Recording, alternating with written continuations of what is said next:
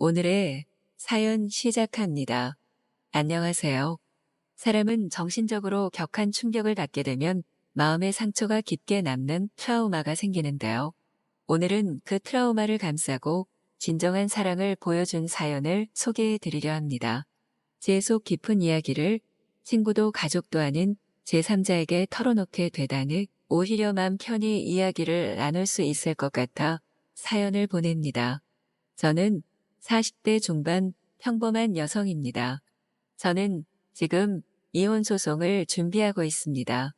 새로운 사랑을 만나게 됐거든요. 누군가는 저를 손가락질하실지 모르겠지만 이런 저를 믿고 안아준 고마운 사람 이야기를 해보려고 합니다. 제 남편은 밖에서는 아주 자상해 보이는 남자입니다. 남들 앞에서는 호기롭고 재미있는 성격으로 인기도 많죠. 친구도 모임도 많지만 꼭 집에는 들어오는 모습에 다들 사랑이 넘치는 아내 바보가 아니냐고 묻습니다만 그렇지 않습니다. 남편은 술을 마시면 집으로 돌아와 손과 발을 써가며 손찌검을 하고 강제적으로 부부간의 사랑을 일삼는 사람입니다. 이유는 다양합니다. 그냥 오늘 쳐다보는 눈이 마음에 안 들어서 모임에 나갔더니 어린 여자가 추파를 던지는데 제가 집에 있는 게 마음에 안 들어서 등등 이유도 참 많죠. 어린 나이에 결혼해서 낳은 하나밖에 없는 아이는 기숙고등학교를 보내 아빠의 손찌검에서 벗어났지만 저는 아직 그러지 못했습니다. 다음 날이면 싹싹 빌며 다시는 그러지 않겠다고 아이 결혼시킬 때까지는 참아달라고 한 게 벌써 세월이 이렇게나 흘렀네요. 이혼에 충격받을지 모르는 아이 생각에 입술을 꽉 물고 산송장처럼 살고 있습니다. 아침에 바쁘게 일어나서 남편을 출근시킨 뒤 저도 식당에 출근을 하는데요. 동네 사람들은 이미 다 아는 것 같은 눈초리라서 일부러 멀리 일을 나갑니다. 남들은 힘든 출퇴근길이라고 하지만 저는 오롯이 제 시간을 가질 수 있는 출퇴근한 시간이 소중합니다. 가게에서 일을 한 지는 3년 정도 되었습니다. 사장님이 사정을 알아 잘 봐주고 계십니다. 외진 곳이지만 단골도 많고 진상 손님은 없는 탓에 일이 아주 힘들지는 않아 좋습니다. 여느 때처럼 바쁘게 일을 하던 날 처음 보는 손님이 가게로 들어오셨습니다. 식사를 맛있게 하고 넉살 좋게 말을 붙이는 분이셨는데 그 이후로 쭉 단골이 되셔서 일주일에 3번이나 4번은 방문해 주셨습니다. 알고 보니 건너 상가에서 사무실을 차리신 분이라고 하더군요. 컴퓨터 가게를 하신다고 했습니다. 남편이 퇴근을 하기 전에 집을 얼른 들어가 밥을 차려야 해서 저는 저녁 전에 퇴근을 하는데요. 웬일로 술을 안 먹고 들어왔다 했더니 집에 와서 밥에다가 반주를 한 잔, 2잔 하기 시작하더니 또 폭언을 하였습니다. 평소 같으면 그냥 참고 방에 틀어박혀 한숨이나 쉬었을 텐데 이러다 내가 답답해서 미치겠다 싶어 무작정 뛰어나왔습니다. 핸드폰도 지갑도 없이 나와 남편 따라온 도시락 어디로 가야 할지도 모르겠어서 정처 없이 걸었습니다. 걷다 보니 가게였습니다. 마감 시간이라 사장님만 계셨고 문을 열고 들어갔더니 놀라시면서 얼른 들어오라고 하셨습니다. 산발된 머리에 입술은 터져 있고 한숨을 푹푹 내쉬더니 물을 한 잔 떠다 주셔서 마시고 숨을 고르고 있었는데 그 손님이 오셨습니다. 늦은 시간이라서 미안하지만 밥 먹을 수 있겠냐며 평소처럼 넉살 좋게 들어오시다 저를 보고 놀라시더라고요.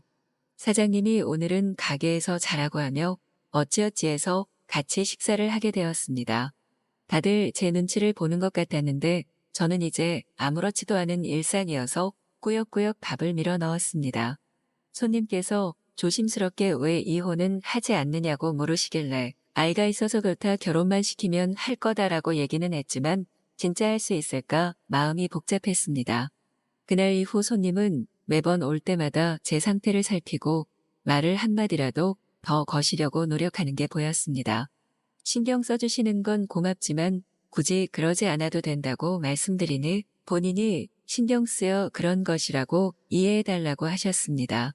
퇴근을 하고 집에 가려고 나오니 갑자기 가게 앞에 서 있던 차가 빵빵거렸습니다. 보니까 그 손님이셨는데 집에 데려다 주신다고 하셨습니다. 죄송했지만 그날따라 손님도 많고 고단한 마음에 신세를 지게 되었습니다. 그 이후로 종종 저를 집에 데려다 주셨는데 몇 번 지속되자 가는 길에 커피도 한잔하고 남편이 늦게 회식하고 온다는 날에는 밥도 같이 먹었습니다. 같이 있으면 마음을 편안하게 해주는 이 남자가 참 고맙고 또 한편으로는 걱정도 되었습니다. 그러던 어느 날 춥다며 저를 안아주려고 하시는데 순간 몸이 확 움츠러들었습니다. 아마 정신적인 트라우마 때문이겠죠. 가벼운 스킨십을 시도하려고 할 때마다 저는 놀랄 수밖에 없었습니다. 싫은 것이 절대 아닌데 자꾸 본능적으로 몸이 움츠러들고 놀라는 제 자신이 너무 싫었죠. 그런 저를 이 남자는 가여워하고 또 천천히 기다려 주었습니다. 시간이 흘러 이야기를 들어보니 본인 어머님도 어렸을 때 아버지의 손찌검에 시달리셨다고 저를 보면서 생각이 났다고 하시며 보듬어 주고 싶다고 하셨습니다. 남편이 출장을 가게 된 날 처음으로 이 남자와 함께 멀리 바다를 보러 가게 되었습니다. 아이가 어렸을 때에는 그래도 종종 찾아오던 바닷가인데 몇 년 만에 보게 되니 마음이 참 좋았습니다. 저에게 앞으로 쉼터 같은 사람이 되고 싶다며 손을 잡아주는 이 남자와 도망가고 싶다는 생각이 들기도 하였습니다. 항상 집을 데려다 주거나 길어야 밥 한 끼 정도로 짧은 만남만 지속해오던 사이였는데 처음으로 제가 용기를 내어서 오늘 남편이 집에 오지 않으니 들어가지 않아도 된다고 말했습니다. 놀라는 눈치였지만 이렇게 이야기해줘서 고맙다면서 함께 몸을 누일 곳으로 장소를 옮겼습니다. 부드러운 입맞춤과 조심스럽게 사랑해주는 손길에 더 이상 화들짝 놀라지는 않게 되었습니다. 분위기가 무르익고 서로 하나가 될 순간이 찾아왔는데 순간 아차 싶어 불을 꺼달라고 했습니다.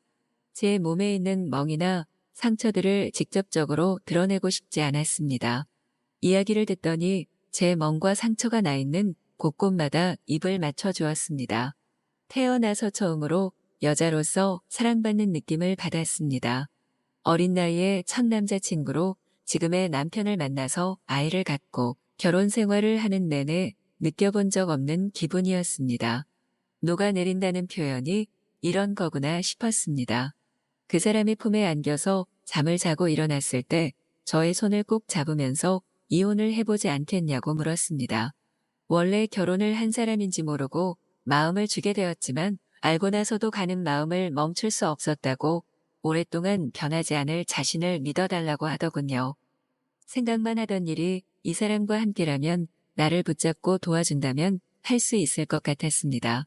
남편에게 이혼을 하자고 넌지시 이야기를 건넨 날도 저는 여지없이 아픔을 느꼈습니다. 하지만 이혼 소송을 위한 준비를 시작했습니다. 2년이라는 오랜 시간 동안 저를 기다려준 이 남자와 새 인생을 시작하고 싶습니다. 아무에게도 말하지 못한 이야기를 오늘 이곳에 소리쳐봅니다. 제가 온전하게 제 행복을 누릴 수 있는 날이 오겠죠?